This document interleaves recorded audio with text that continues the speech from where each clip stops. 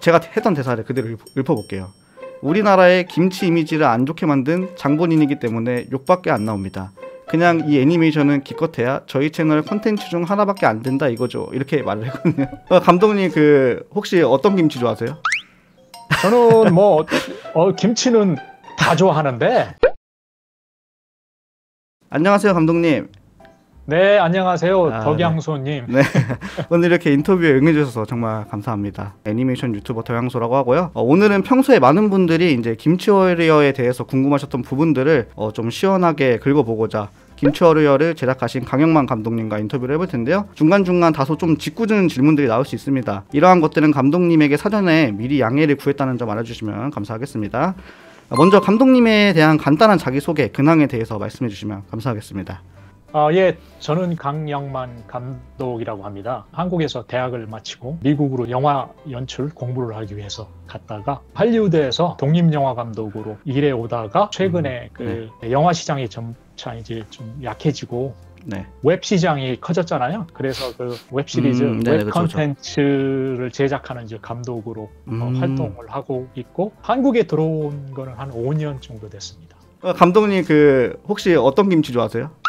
저는 뭐 김치는 다 좋아하는데 이제 저는 그 중에서도 그 깍두기가 좋더라고요. 아, 깍두기 맛있죠. 아주 뚝배기 깍두기 올려 먹으면 꿀맛이죠.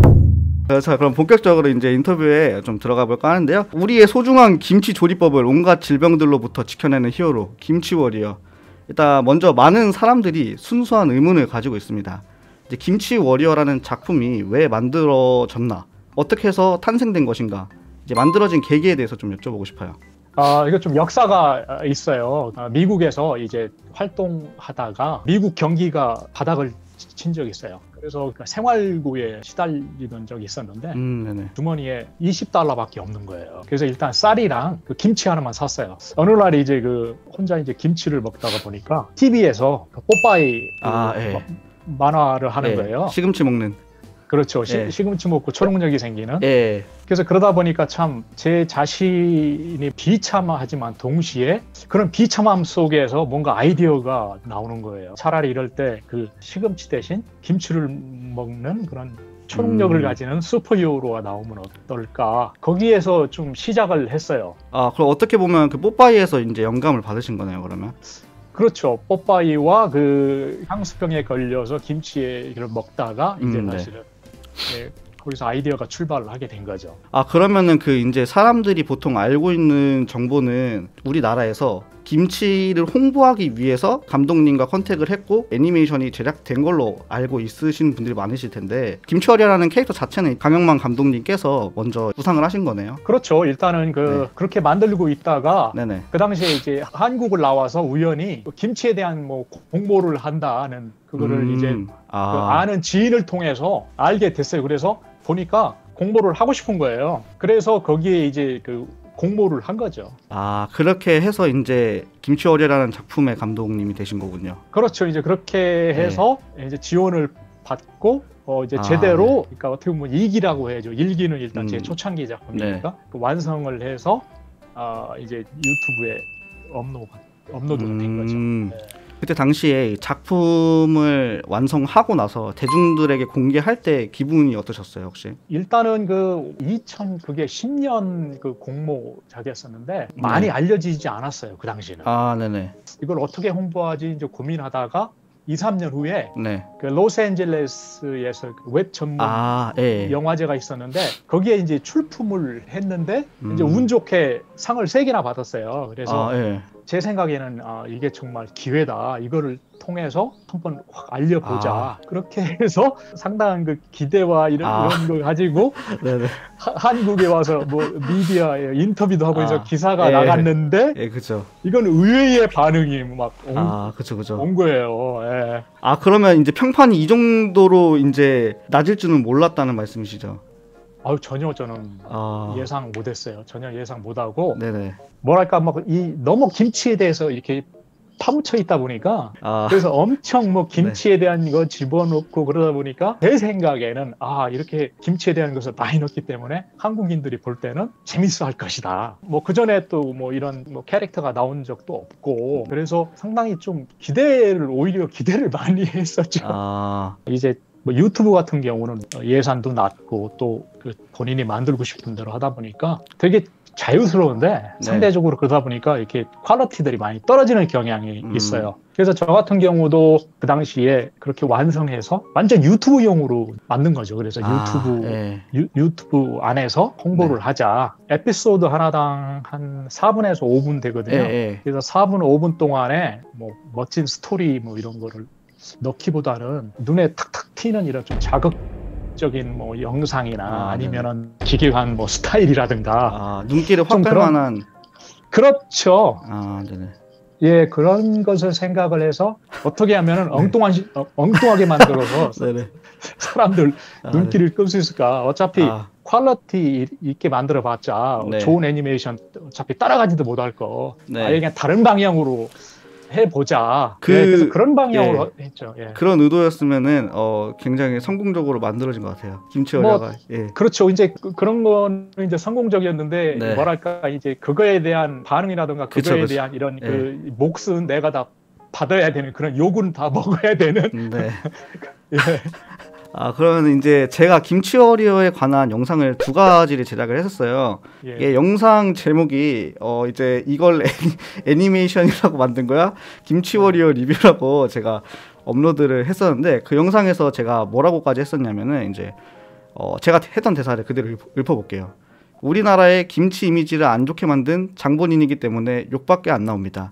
그냥 이 애니메이션은 기껏해야 저희 채널 콘텐츠 중 하나밖에 안 된다 이거죠. 이렇게 말을 했거든요.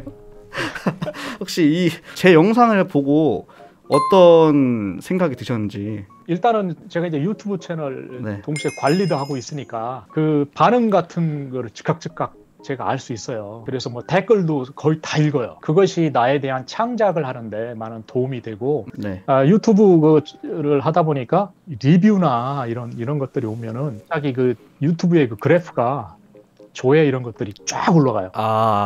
특히 이제 그 덕양손님이 할 때 어떻게 알았냐면 보니까 이게 반응들이 올라가는 거예요. 찾아보니까 그런 이제 리뷰가 나오는데 사실은 이제 뭐 그런 리뷰가 덕양손 뭐 하나만 있는 게 아니라 꽤 있어요 유튜브에.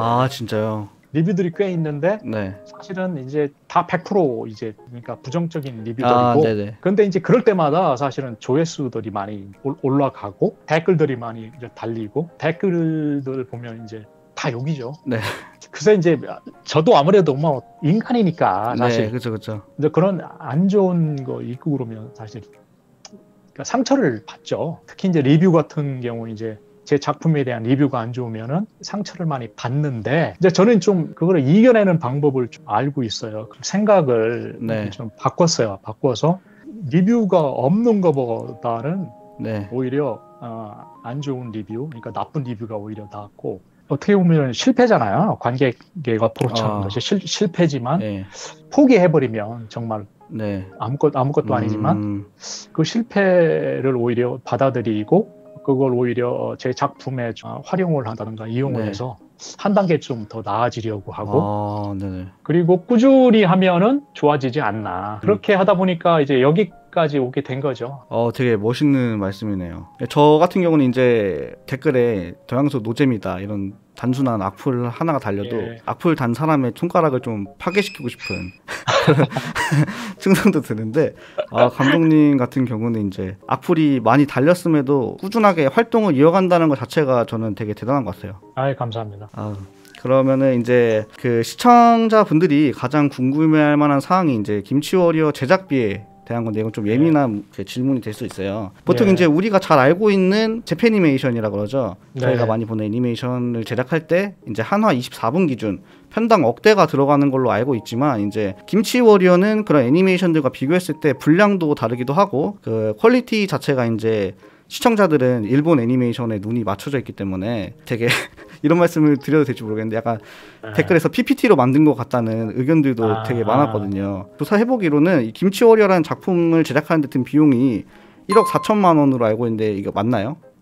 일단은 그 이제 십몇 년 동안은 해온 것들이 어떻게 보면 이제 제 사비죠. 사비지만 10년 전에 그 이제 공모전을 해서 딱 한 번 지원을 받았는데 이제 그 금액이 1억 4천인데 전체 금액이 또 제 프로덕션에 들어온 것도 아니에요. 제 그 프로덕션이 미국 회사라 그 한국 회사랑 컨소시엄을 해서 작품을 받은 것이기 때문에 그러다 보니까 한국의 컨소시엄을 맡은 그런 회사 자체도 또 뭐 마케팅이라든가 또 기타 또 그런 일을 해야 되기 때문에 또 예산을 할당해 가고 그래서 사실은 순수 제작비는 정말 순수하게 네. 한 8만 불? 제 기억상으로 한 네. 8,500? 아 그러니까 이제 8,500 정도. 1억 4천만 원이 표면상으로는 1억 4천만 원이지만 이제 뭐 마케팅 비도 거기서 다 나가고 이런저런 그렇죠. 예, 다 분할해서 이렇게 됐다는 말씀이시죠. 그렇죠. 뭐 영화라든가 애니메이션을 제작하다 보면은 이제 모든 그 예산이 순수 그 예산은 아니거든요. 마케팅 비라든가 아니면은 뭐